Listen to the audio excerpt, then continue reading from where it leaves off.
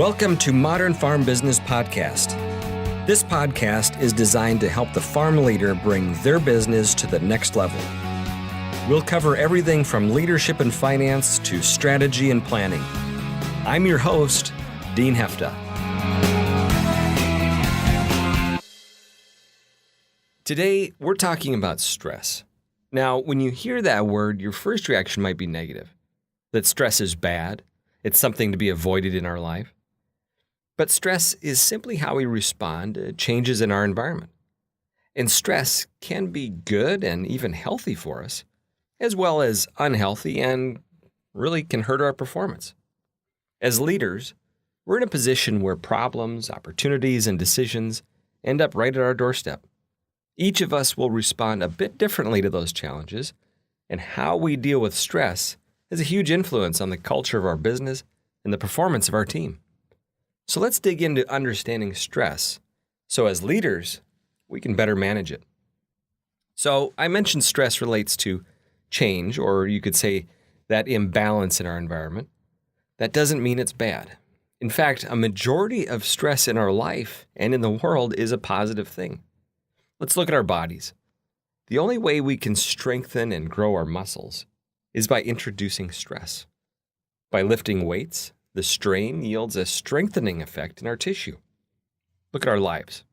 In our young lives, going to kindergarten is stressful. It's a form of stress. It's a change to our everyday environment.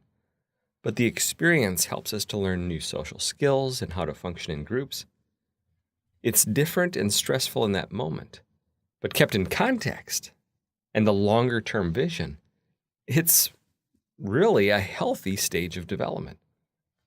These healthy responses, these growth experiences that we have when it deals with change are referred to as eustress. So we associate stress as being negative, but stress is really a neutral thing. And the positive type of stress is eustress. You add EU to the front of stress. That's eustress.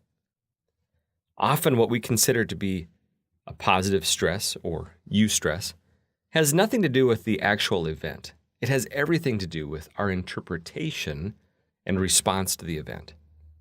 It reminds me of a story of both Bruce Springsteen and separately of Carly Simon as it relates to live performance.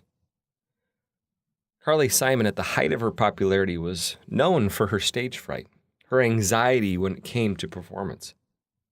She said as the performance neared, her heart would begin to race, her palms would get sweaty, and that's how she knew she couldn't perform. Bruce Springsteen, on the other hand, talked about when his performance nears, his heart begins to race, his palms get sweaty, and boom, that's when he knows he's ready to go on stage. The same event, completely different response, completely different interpretation. This happens in our life all the time. A stress event occurs, we interpret it and decide if it's good or bad. When we decide it's bad, it begins to become distress. What's distress? Our anxiety is high, our performance is low. How we believe we can cope with what's going on begins to shrink. Distress, especially when it's prolonged, can become extremely unhealthy. It's linked to health issues, and you can find groups that have high levels of distress have lower productivity, more mistakes. Children from high distress homes have lower grades. Pets of high distress owners have worse behavior, and the list goes on. And what we know firsthand is when we're in distress, miscommunication occurs, and our creativity and our problem-solving skills collapse. So if we want to be better leaders, if we want to be more present and more reliable when the stakes are high, what can we do? Here are a few things, some tools for your toolbox that you can use to shift from distress to eustress. First, recognize that different personalities will show different symptoms of distress. So what I'm saying is different people in the same environment are going to look differently than each other in how they respond to that distress. You might see somebody and say, the way they're behaving, I would never behave. They must be crazy. No, they're behaving naturally as it applies to their personality based on their predictable distress sequence. Some will look angry because they feel like time has been wasted, or people aren't doing things perfectly, or the team just isn't committed. Others, they're going to start blaming others because they just don't want to get pinned down with the responsibility of what's going on. And you might see some in distress that just look sad. Or maybe they just go away and disappear and you don't know where they went. All of these are different signs of distress occurring. So this helps us to be more aware that not everybody shows the same signs as we do. Another tool is to regularly strengthen your growth muscles. We can feel distress when the challenge we're facing seems just too far beyond our abilities to handle it. When we have a challenge that's just a little bit past our ability, it's motivating and inspiring.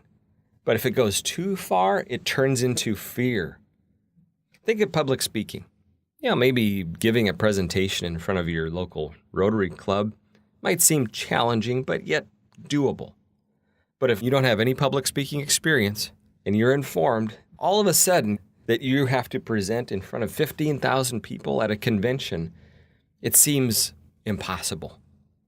But if we keep growing bit by bit, expanding our comfort zone and our abilities, it's amazing where we can eventually get to. Here's another one. Reject the myth that others have control over how you feel. We can become fearful of what people are going to say or angry at a snarky comment. But our emotional reaction to other people's comments or decisions is really a form of handing over the power over your own emotions to other people. When your employee drives into the side of a shed, you have the choice to be angry. But that employee, with their action, doesn't have the power to make you angry, even if it is a stupid decision. Anger is still your choice. Here's another one. Keep your tank full. Lack of sleep and hunger weakens our self-management abilities. Self-awareness and self-control takes energy. Our brain takes a lot of calories to run at full capacity. When we're tired or our blood sugar is low, we aren't being our best selves. Set up routines to get good rest as well as you can and stay nourished as much as possible. Sure, there's times of the year where we just have to run low on sleep, but be aware of the impact that can have on you and your team, and talk about it as a team of, hey, we're going to be exhausted. What do we need to be aware of and prepared for? But for a majority of your time as leader, do the best you can to stay rested so you can be your best for others. Fifth is to point out the positive. It's easy for us to focus on all of the things that are wrong and completely miss everything that has gone right. This lives in many different ways. Start the day with remembering what you're thankful for to give some perspective. And look for ways you can catch other people doing the right thing. When we catch people doing the right thing, that makes them want to do more of those right things. And in the process, we get more of what we really want and less of what we don't want. Also, ask different questions. As one of our previous guests mentioned, John Miller, ask questions like, what can I do? Or how can I help? These types of questions gives us energy to act, and they're much different on our culture and our environment than victim questions like, when will somebody do something about this? Or why does this always happen to me? And finally, maintain perspective. In the moment, it's easy to get pulled into the small issue of the moment.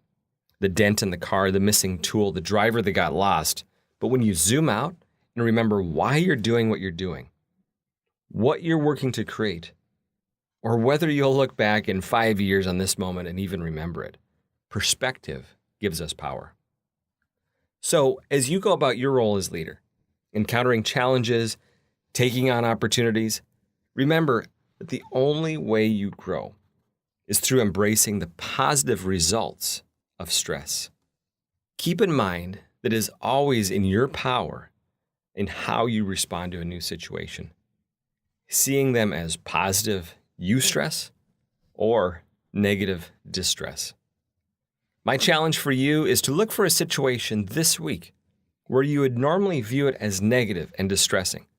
Stop and reframe the situation, gather perspective, ask some different questions, and work to move it into a growth opportunity for you and your team. I hope there's something in today's episode that we've covered that you can apply right away, and I appreciate you joining me for this topic. This podcast is brought to you each week by Water Street Solutions. Since 1994, Water Street Solutions has been helping professional farmers throughout the Midwest with business tools to help them achieve their visions.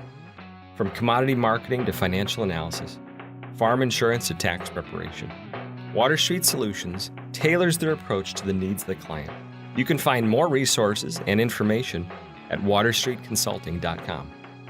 Remember to subscribe to this podcast in your player so you always get the latest episode. And if you have thoughts, questions, or ideas, be sure to send them to me at dean@modernfarmbusiness.com. Thanks for joining me this week, and I look forward to seeing you again on our next episode.